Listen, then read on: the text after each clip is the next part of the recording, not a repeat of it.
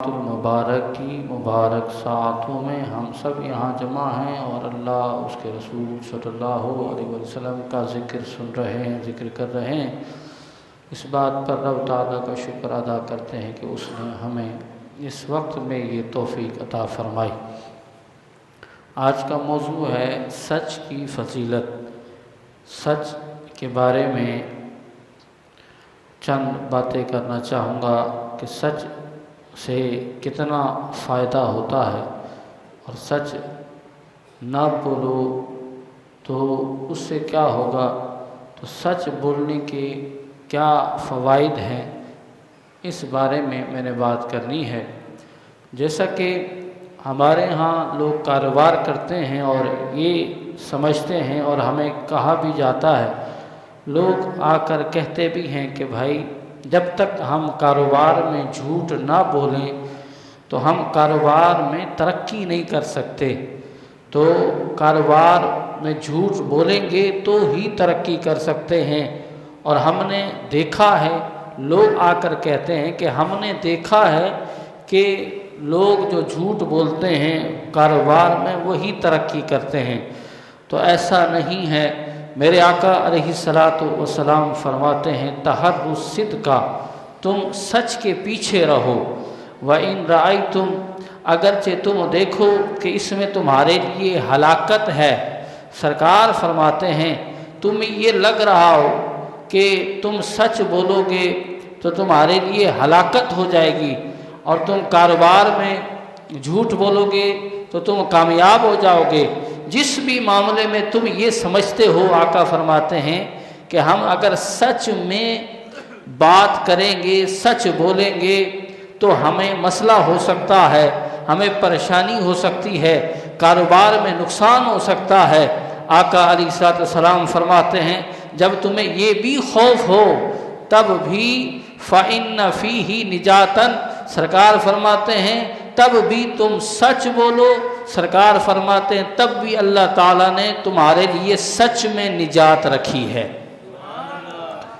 تو سچ میں نجات ہے۔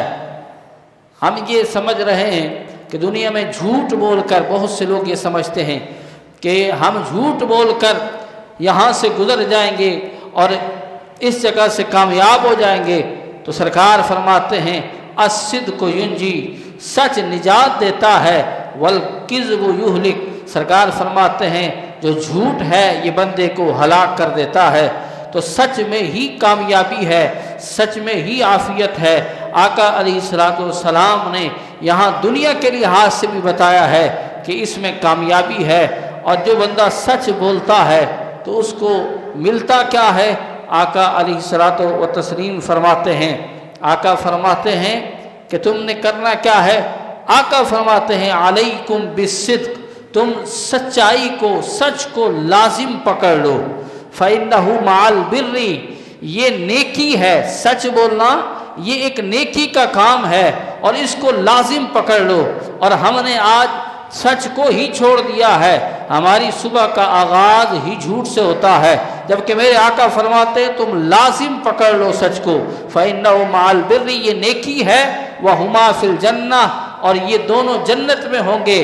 مطلب کیا ہے اس حدیث کا؟ ایک اور حدیث سے مطلب میں وضاحت دینا چاہتا ہوں کہ آقا فرماتے ہیں جھوٹ سے پرہیز کرو، جھوٹ سے بچنا چاہیے، جھوٹ باطل ہے۔ آقا فرماتے ہیں جو بندہ جھوٹ بولنے سے توبہ کر لیتا ہے اور یہ سوچ لیتا ہے کہ اب جھوٹ نہیں بولوں گا، تو سرکار فرماتے ہیں یہی عمل ہی اللہ تعالیٰ اس کے صدقے ہی اس بندے کے لیے جنت میں ایک گھر بنا دیتا ہے۔ اور سنیں، دنیا میں بھی بندہ کامیاب نہیں ہو سکتا اور آخرت میں بھی کامیاب نہیں ہو سکتا۔ آقا علیہ الصلوۃ والسلام نے کیا فرمایا ہے؟ آقا فرماتے ہیں التجار یحشرون یوم القیامت فجارا الا من اتقى وبر وصدق۔ آقا فرماتے ہیں جو بندہ تجارت کرتا ہو، کاروبار کرتا ہو، اور وہ جھوٹ بولتا ہو کاروبار میں، تو اس کا حشر فاجروں کے ساتھ ہوگا، گناہ گاروں کے ساتھ ہوگا قیامت کے دن، مگر الا من اتقى وبر وصدق، جس نے تقوی اختیار کیا، پرہیزگاری اختیار کی، اور جس نے نیکی کی اور سچ بولا، اس کا حشر کس کے ساتھ ہوگا؟ ایک اور حدیث میں آقا نے اس کی وضاحت دی۔ آقا فرماتے ہیں التاجر الصدوق الامین مع النبیین والصدیقین والشہداء۔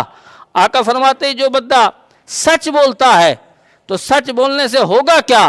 آقا فرماتے ہیں جو بندہ سچ بولتا ہے اور سچائی کے ساتھ کاروبار کرتا ہے تو جس درجے میں اللہ تعالیٰ نبیوں کو جنت میں رکھے گا، جس درجے میں شہداء کو رکھے گا، صدیقین کو رکھے گا، اللہ تعالیٰ جو دیانت داری کے ساتھ کاروبار کرتا ہے، اللہ تعالیٰ اس بندے کو بھی نبیوں کے ساتھ، صدیقوں کے ساتھ، شہداء کے ساتھ جنت میں اسی درجے میں رکھے گا۔ تو ایک سچ بولنے کا اتنا فائدہ ہے کہ جو بندہ سچ بولے گا اس کا فائدہ یہ ہے کہ نبی جس درجے میں ہوں گے اور جس درجے میں نبی کے بعد جو درجہ ہے صدیقین کا، اس درجے میں یہ دیانت داری سے کاروبار کرنے والا، سچ بولنے والا، یہ بھی اسی درجے میں ہوگا۔ تو کتنی اہم بات ہے کہ ہمیں سچ بولنا چاہیے، اور سچ بول کر ہی ہم کامیاب ہو سکتے ہیں۔ ہم یہ سمجھ بیٹھے کہ اگر ہم جھوٹ بولیں گے تو کامیاب ہو جائیں گے، اور اگر ہم سچ بولیں گے تو کامیاب نہیں ہوں گے۔ اللہ قرآن میں کیا فرماتا ہے؟ اللہ فرماتا ہے یا ایھا الذین آمنوا اتقوا اللہ وقولوا قولا سدیدا، اے ایمان والو اللہ سے ڈرو اور درست بات کہو، سچ بات کہو۔ اس کا فائدہ کیا ہوگا؟ جب ہم سچ بات کہیں گے تو باری تعالیٰ قرآن پاک پہ 22ویں سپارے میں اگلی آیت میں ارشاد فرماتا ہے یصلح لکم اعمالکم، پھر اللہ تعالیٰ تم پر یہ کرم فرمائے گا، جب تم سچ بولو گے تو تمہارے اعمال کو سنوار دے گا، تمہارے اعمال کی اصلاح فرما دے گا۔ اگر کوئی یہ سمجھتا ہے کہ ہمارے اعمال کی تو اصلاح ہو چکی ہے، ہم تو اصلاح کے قابل ہی نہیں ہیں، تو پھر اسے چاہیے وہ جو کرے، لیکن اللہ فرماتا ہے سچ بات کہو، پھر میں خود تمہارے اعمال کو سنوار دوں گا، وَيَغْفِرْ لَكُمْ ذُنُوبَكُمْ، اور تمہارے گناہوں کو بھی بخش دوں گا۔ تو یہ سچ بولنے کا فائدہ ہے، سچ بولنے کے یہ فائدے ہیں۔ اور آقا علیہ الصلاۃ والتسلیم نے اپنی زندگی، اپنا معیار اور اپنا کردار اس طرح بنایا ہے کہ ہمیشہ آپ نے ابتدا سے لے کر انتہا تک سچ بولا ہے۔ ہم بڑے خوش نصیب ہیں کہ باری تعالیٰ، اللہ تعالیٰ وہ بھی سچا ہے، اس کی کتاب قرآن بھی سچی ہے، اور ہم جس محبوب کے امتی ہیں وہ بھی سچے ہیں۔ اور خود آقا فرماتے ہیں کہ جو مومن ہے وہ جھوٹا نہیں ہو سکتا، وہ جھوٹا نہیں ہو سکتا۔ اب ہمیں بھی چاہیے کہ ہم سچ بولیں، اور سنیں سچ بولنے سے کیا فائدہ ہوتا ہے۔ یہ واقعہ حضور غوث اعظم رضی اللہ تعالیٰ عنہ کا ہے کہ اس سے کتنا فائدہ ہوا۔ ایک نصیحت پر عمل کی حضور غوث اعظم نے۔ حضور غوث اعظم رضی اللہ تعالیٰ عنہ کے بارے میں آتا ہے کہ آپ 18 سال کے تھے، حضور غوث اعظم ولیوں کے سردار، آپ 18 سال کے تھے اور آپ کو پڑھنے جانا تھا بغداد۔ ماں نے بہت ساری نصیحتیں کی، بیٹا حرام سے بچنا، ساتھ ساتھ یہ کرنا ہے بیٹا جب بھی جیسا بھی وقت آئے تو ہمیشہ سچ بولنا ہے، جھوٹ نہیں بولنا۔ حضور غوث اعظم رضی اللہ تعالیٰ عنہ کو ماں نے نصیحت کی کہ ہمیشہ سچ بولنا ہے۔ آپ روانہ ہوئے اور آپ نے دیکھا ایک قافلہ جا رہا ہے بغداد، تو آپ اس میں شامل ہو گئے، اور جب قافلہ شہر کی حدود سے نکلا تو وہاں 60 ڈاکو آ گئے اس قافلے کو لوٹنے کے لیے۔ انہوں نے قافلے کو لوٹنا شروع کر دیا، لوٹتے رہے، اور حضور غوث اعظم رضی اللہ تعالیٰ عنہ، ماں نے نصیحت کی تھی بیٹا سچ بولنا۔ آپ کے پاس ایک ڈاکو آیا اور آ کر کہنے لگا تمہارے پاس بھی کچھ ہے؟ اس نے جاتے ہوئے ڈکیت نے اسے پوچھ لیا، تو حضور غوث اعظم رضی اللہ تعالیٰ عنہ فرمانے لگے ہاں میرے پاس 40 دینار ہیں، میرے پاس پیسے ہیں۔ وہ حیران ہوا اور آپ کا مذاق اڑاتا ہوا اور ہنستا ہوا آگے چلا گیا۔ پھر دوسرا بندہ آیا، اس نے بھی یہی سوال کیا کہ تمہارے پاس لڑکے کچھ ہے؟ تو حضور غوث اعظم رضی اللہ تعالیٰ عنہ نے فرمایا ہاں میرے پاس 40 دینار ہیں، پیسے ہیں۔ آپ نے سچ بولا۔ حضور غوث اعظم رضی اللہ تعالیٰ عنہ نہ جب یہ دوبارہ جملے دوسرے بندے کو کہے تو دوسرا بندہ وہ اور پہلا بندہ دونوں اپنے جو ڈکیت کا سردار تھا اس کے پاس پہنچے اور جا کر بتایا کہ ایسا لڑکا بھی ہے اس قافلے میں، ایک لڑکا ایسا بھی ہے جو خود ہی بتا رہا ہے کہ میرے پاس 40 دینار ہیں، جو خود ہی بتا رہا ہے۔ حضور غوث اعظم رضی اللہ تعالی عنہ کے پاس جو ڈکیتوں کا سردار تھا، بڑا تھا، وہ خود آیا اور اس نے کہا کیا ہے بیٹا تمہارے پاس؟ کہا 40 دینار ہے۔ تو کہا کہاں ہے؟ کہا بغل کے نیچے ماں نے سی کے رکھ دیے تھے۔ تو اب وہ سردار پوچھتا ہے جو بڑا تھا ڈکیتوں کا، اس نے کہا تم اس بات کو چھپا بھی تو سکتے تھے، پیسے کو چھپا بھی سکتے تھے، جھوٹ بول سکتے تھے، تم نے جھوٹ کیوں نہیں بولا؟ وجہ کیا ہے؟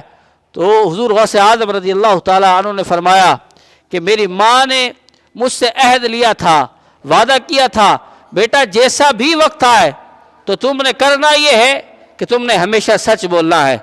تو میں نے ماں کے وعدے کو نہیں توڑا، جیسا بھی وقت آئے گا میں تو سچ بولوں گا۔ وہ ڈکیتوں کا جو سردار تھا اس نے اپنے سر کو جھکایا، آنکھوں میں آنسو آ گئے۔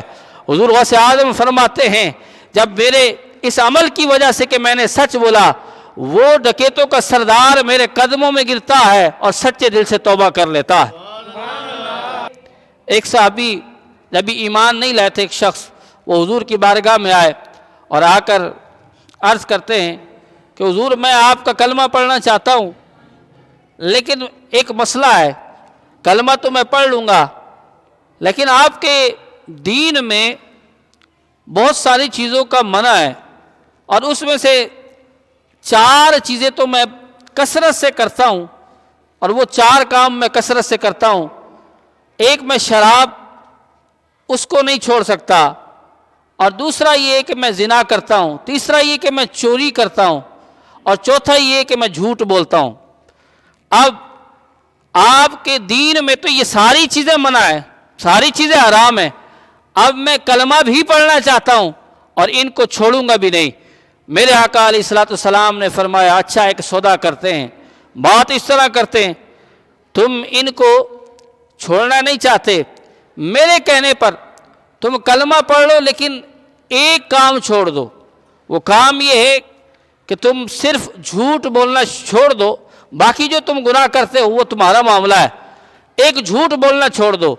اس نے وعدہ کر لیا سرکار کی بارگاہ میں، قدموں میں، اور کلمہ پڑھ لیا نبی علیہ الصلوۃ والسلام کا۔ نبی علیہ السلام کا کلمہ پڑھنے کے بعد اس نے وعدہ کیا کہ میں جھوٹ نہیں بولوں گا۔ 4 گناہ کرتا تھا، ایک گناہ کی وعدہ کر کے وہ چلا گیا۔ سرکار علیہ الصلوۃ والسلام کی بارگاہ سے جب وہ صحابی چلے گئے، اب گھر گئے، جب گھر پہنچے تو سامنے شراب کی بوتل رکھی تھی۔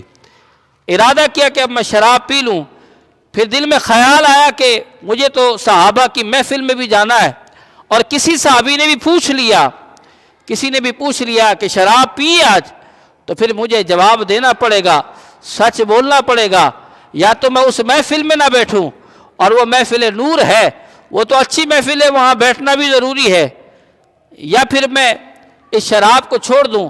آخر کار شراب کی بوتل کو اٹھایا اور دیوار پہ مار دیا، یہ گناہ بھی چھوڑ دیا۔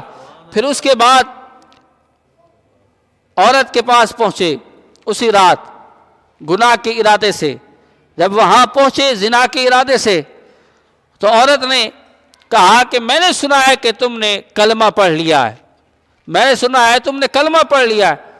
اب یہ کہنے لگے کہ اب میں یہاں پر اگر جھوٹ بولتا ہوں تو اس کے قریب تو چلا جاؤں گا، لیکن نبی سے جو وعدہ کیا ہے وہ وعدہ خلافی ہو جائے گی، کیونکہ پہلے کے لوگ ایسے ہوتے تھے جو وعدہ کرتے تھے وہ پورا کرتے تھے۔ کہا نبی سے جو وعدہ کیا ہے پھر وہ جھوٹ یہاں بول دوں گا، اور اگر میں جھوٹ نہیں بولتا تو اس کے قریب نہیں جا سکتا۔ اور پھر اس عورت سے بھی آپ دور ہو گئے، کہا میں نبی علیہ الصلوۃ والسلام کا وعدہ نہیں توڑ سکتا، زنا بھی چھوڑ دیا۔ پھر اس کے بعد دوسری شام ہوئی تو سامنے ایک جگہ دیکھا کہ ایک شخص کا مال پڑا تھا، ایک شخص کا مال سامنے پڑا ہے، اور ارادہ کیا کہ میں اس مال کو اٹھا لوں۔ پھر دل میں خیال آیا کہ اگر میں مال کو اٹھا لیتا ہوں تو جس کا مال اٹھاؤں گا اس نے تحقیق تو کرنی ہے، اس نے پوچھنا تو ہے، لوگوں سے پوچھنا ہے، مجھ سے بھی پوچھے گا، تحقیق ہوگی، اور جب تحقیق ہوگی اس پہ میرا نام آئے گا، اور پھر یہ مجھ سے پوچھے گا، جیسے تیسے کر کے جب مجھ سے پوچھے گا تو میں اس وقت بھی جھوٹ نہیں بول سکتا، کیونکہ میں نے سرکار سے وعدہ کر لیا ہے۔ اب چوری بھی چھوڑ دی، زنا بھی چھوڑ دیا، شراب پینا بھی چھوڑ دی، اب سرکار کی مجلس میں جاتے ہیں، وعدہ ہوا تھا صرف جھوٹ نہیں بولنا، اب سرکار کی مجلس میں آ گئے اور صحابہ کام کر رہے ہیں ادھر ادھر، یہ صرف کام کیا کر رہے ہیں؟ جب سرکار کی محفل میں مجلس میں آئے یہ صرف سرکار کے چہرے کو تک رہے ہیں، سرکار کے چہرے کی صرف زیارت کیے جا رہے ہیں۔ کسی صحابی نے کہا بھائی کیا ہوا، صرف بیٹھ کر سرکار کے چہرے کی زیارت کیوں کر رہے ہو، وجہ کیا ہے؟ فرمایا میں اس نبی کے کمال دیکھ رہا ہوں، اس نبی کی عظمتیں تو دیکھو کہ صرف ایک بات کی تھی کہ جھوٹ نہیں بولنا، میں نے اس پر عمل کیا ہے، رب نے ان کو کتنا حکیم بنایا ہے، کتنا دانائی والے ہیں یہ نبی، میں نے ایک بات پر عمل کیا ہے تو میں نے سارے گناہ اس عمل کی وجہ سے چھوڑ دیے ہیں، اس لیے اس کمال والے نبی کے چہرے کی زیارت کر رہا ہوں۔ تو یہ جو بندہ جھوٹ بولتا ہے تو اس کے جھوٹ بولنے کی وجہ سے انسان بہت سے گناہ کرتا ہے، اور اگر بندہ سچ بولتا رہے تو اس میں کامیابی ہے۔ مالک بن دینار علیہ الرحمہ کے بارے میں آتا ہے، آپ کے بارے میں آتا ہے کہ آپ یہ کہا کرتے تھے کہ جو بندہ سچ بولتا ہے تو سچ بولنے والے پر آگ اثر نہیں کرتی، مالک بن دینار علیہ الرحمہ کا یہ فرمان تھا۔ تو لوگوں نے پوچھا آپ یہ فرمان کہ یہ کہتے ہیں کہ جو بندہ سچ بولتا ہے سچ بولنے والے پر آگ اثر نہیں کرتی، ہمیں یہ بات سمجھ میں نہیں آتی، تو آپ نے اس کی وجہ بتائی۔ آپ نے کہا وجہ یہ ہے کہ میرا ایک دفعہ دہریہ سے مناظرہ ہوا، دہریہ فرقہ وہ ہوتا ہے کہ جو خدا کو نہیں مانتے، تو اس سے کہا میرا مناظرہ ہوا، بحث چلتی رہی، لوگوں کا ہجوم تھا، لوگ سنتے رہے، وہ بھی دلائل دیتا رہا، میں بھی ادھر سے دلائل دیتا رہا، تو لوگ تھے انہوں نے کہا وہ بھی دلائل دے رہا ہے آپ بھی دلائل دے رہے ہیں، ہمیں رزلٹ چاہیے، کوئی ایسا عمل کریں جس سے رزلٹ آ جائے، پتہ چلے حق پر کون ہے۔ مالک بن دینار علیہ الرحمہ فرماتے ہیں اچھا چلو ایسا کرتے ہیں، آگ جلاتے ہیں، دونوں اپنا ہاتھ آگ میں ڈالیں گے، آگ میں ڈالنے کے بعد دیکھیں گے کہ جس کا ہاتھ جل جائے گا وہ حق پر نہیں ہوگا، اور جس کا ہاتھ نہیں جلے گا وہ حق پر ہوگا، یہ طے ہو گیا۔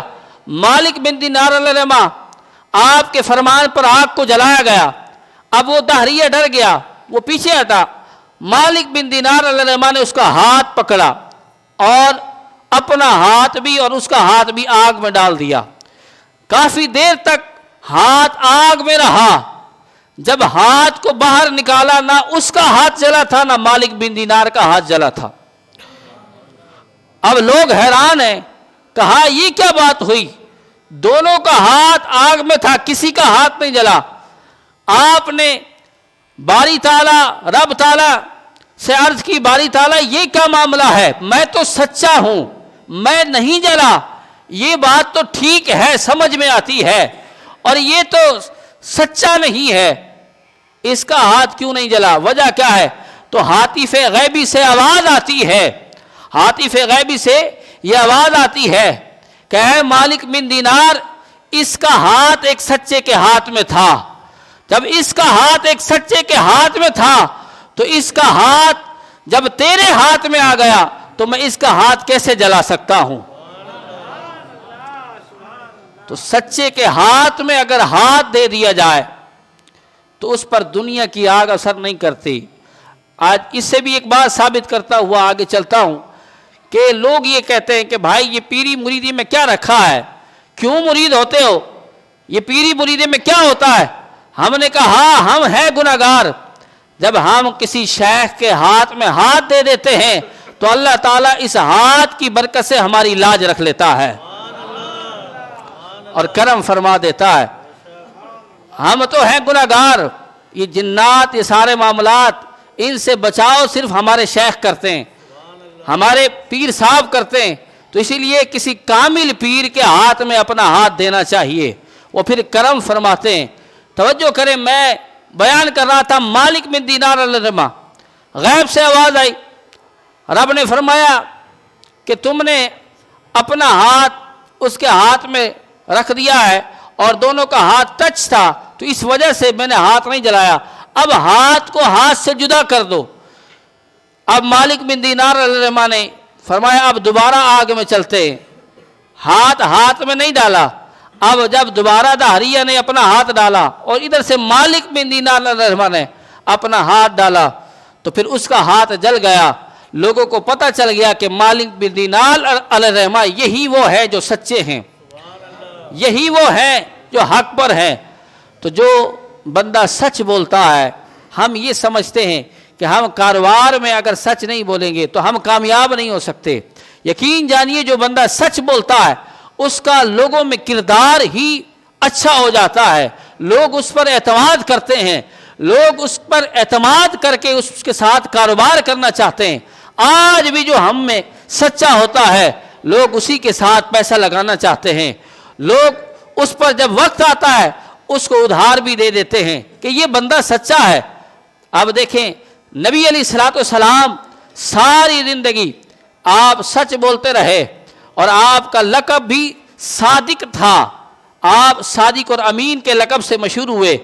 ایک واقعہ میں آپ کو بڑا خوبصورت سناتا ہوں، رضی اللہ تعالی عنہ، ان کا بڑا خوبصورت واقعہ اور سرکار علیہ السلام کا واقعہ کہ سرکار علیہ السلام مدینے سے گزر رہے تھے تو ایک شخص گھوڑا بیچ رہا تھا، وہ یہودی تھا، نبی علیہ السلام کو پسند آیا، آقا علیہ السلام نے اس سے بیع کی، آقا علیہ السلام نے اس سے قیمت پوچھی اور معاملات طے ہو گئے، لیکن نبی علیہ السلام نے فرمایا کہ میرے پاس ابھی پیسے نہیں ہیں، پیسے میں لا کر دیتا ہوں، لیکن یہ گھوڑا میں نے تم سے اتنی قیمت میں خرید لیا ہے، ہماری بات ہو گئی ہے۔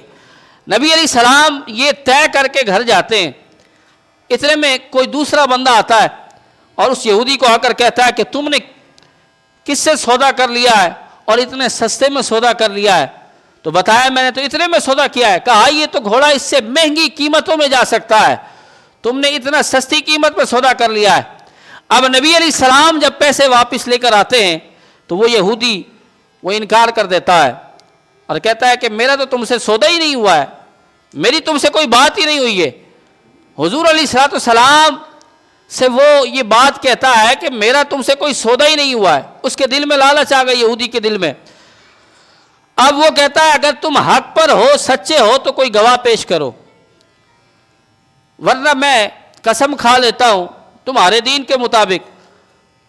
اب ہجوم جمع ہو گیا، رش جمع ہو گیا، لوگ سننے لگ گئے۔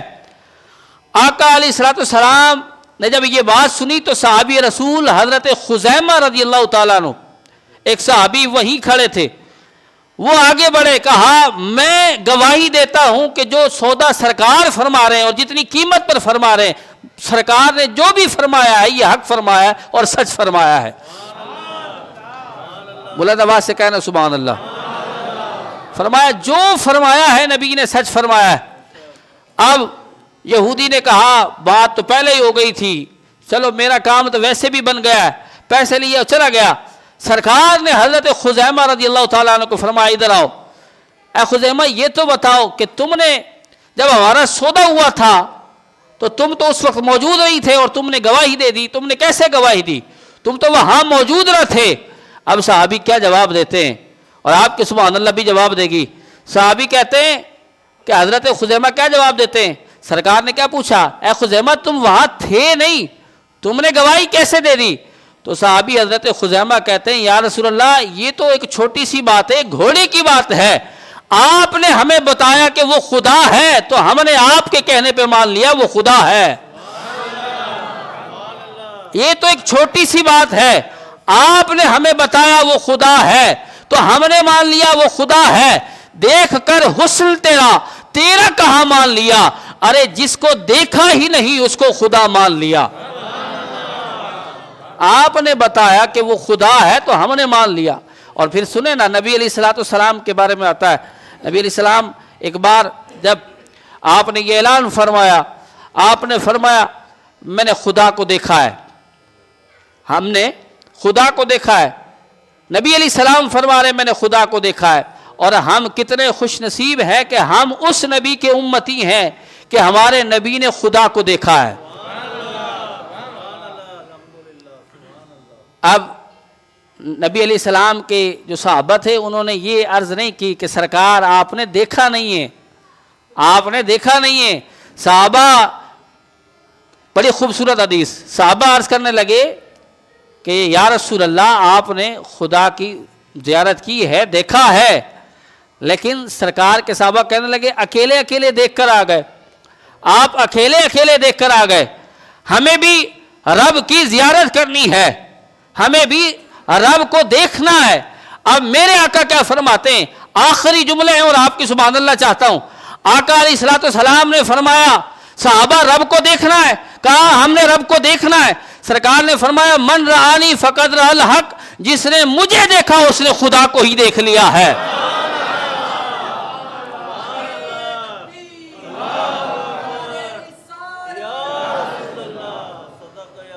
فرمایا جس نے مجھے دیکھا اس نے خدا کو دیکھ لیا ہے۔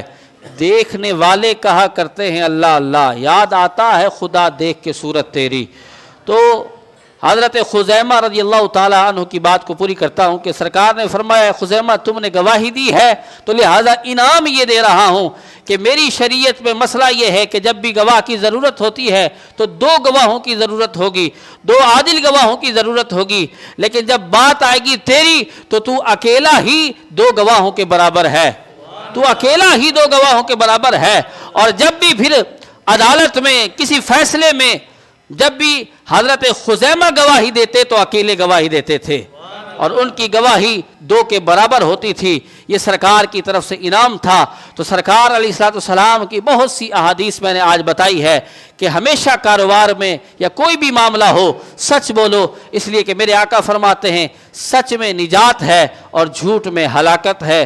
جو بندہ سچ بولتا ہے وہ ہر چیز میں کامیاب رہتا ہے، اور سچ ہی میرے آقا فرماتے ہیں یہ جنت کی طرف راہ دکھاتی ہے، سچائی۔ اور جو بندہ سچ بولتا ہے سچ کی وجہ سے اللہ تعالیٰ اس کے سچ کی برکت سے اللہ تعالیٰ کیا کرے گا، جہاں نبیوں کا جنت میں درجہ ہوگا، صدیقوں کا درجہ ہوگا، شہداء کا درجہ ہوگا، جس درجے میں یہ سارے درجے اتنی اعلیٰ شان والے ہوں گے، اسی درجے میں یہ خادم بن کر جو سچ بول کر کاروبار کرتا ہے اسی درجے میں اللہ تعالیٰ اس کو بھی جنت عطا فرما دیتا ہے۔ دعا ہے اللہ رب العزت کی بارگاہ میں کہ اللہ تعالیٰ ہم سب کو سچ بولنے کی توفیق عطا فرمائے۔